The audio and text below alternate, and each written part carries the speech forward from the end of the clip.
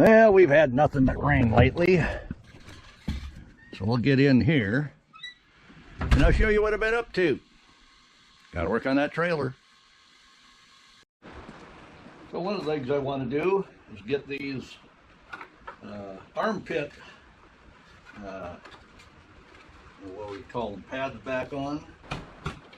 All right, can't forget that rubber baby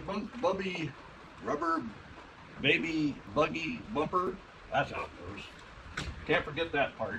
Now it looks like a proper crutch for a crutch trailer. And you can probably see I got a whole bunch of trail on them tires, but it didn't make too much of a mess of anything. I'm happy about that. But we're going to have to do a couple other things, such as drill a hole through, put a wire, just any old wire, on to be able to hold these legs in the stow position, just because I don't want them to drop.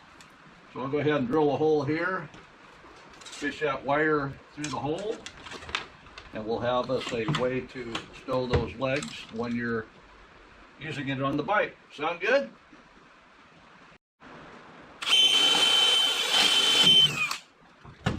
That was hard. All right, let's get that wire hooked up in there.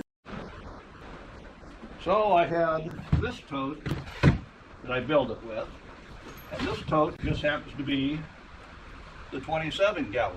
And the one interesting thing about the 27 gallon, it has the same dimensions and lid size as the 14 gallon. Now I didn't have the 14 gallon when I built this, but everything will fit inside that 14 gallon, a little bit lower profile. Now I'm not going to get rid of the other one. The one thing, like I say, the lids fit each other. They also are stackable. So I can actually have all my heavy cooking gear and food in the bottom, holding the weight down, and then put my sleeping gear in the top tub. Obviously, I'm going to have to tie it down, and it has tie down points. So what I'll need to do is either put eyelets in the side here somewhere, or have a way to attach the bungee to the bottom. Lucky for me, I got some screw-in eyelets. We'll go ahead and put those in. Sound good? So I've got these eyelets I'm going to screw in, and rather than put them on the side where they could catch something, I'll do it right over here. That way I can screw right in the wood behind. And everything will be wonderful, beautiful. So you see the eyelet there. And I've got a strap. And it looks like that'll feed up through the bins. Oh, let me grab it. And go up to the top one as well. And then we can figure out whether we need to drop over to the other side. It looks like that strap might be long enough. So as you can see, that strap goes over the top and down. I had enough strap to tie it. That'll work until I can get to town and get me some bungees. I think ultimately bungees, number one, will be easier to use, taken on and off. I won't have to tie them. But until I get to town for them, that's going to work. So as you can see in the bottom here, I don't trust those totes, but if there's any moisture that got in, it should stay under that board. And then we get the heaviest stuff in the bottom. That just happens to be that Coleman stove.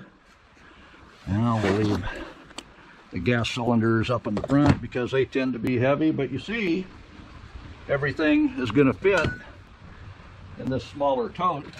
Oh, where's that water? There's that growler. We got our water. Oh, is that going to fit?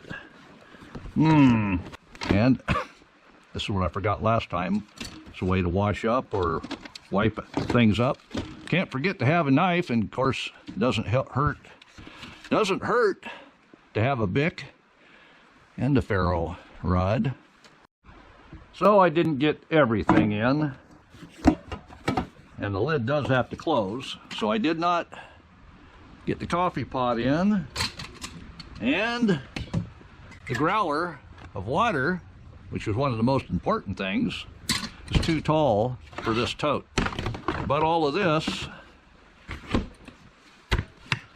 does close and fit, so I'll just get me a little bag if I need to and put those two in a bag. I'll sit right on top here, and if I'm taking the second tote on top, I can put that in with the sleeping bags and whatever else you need for shelter. Sound good? Yeah, that's right.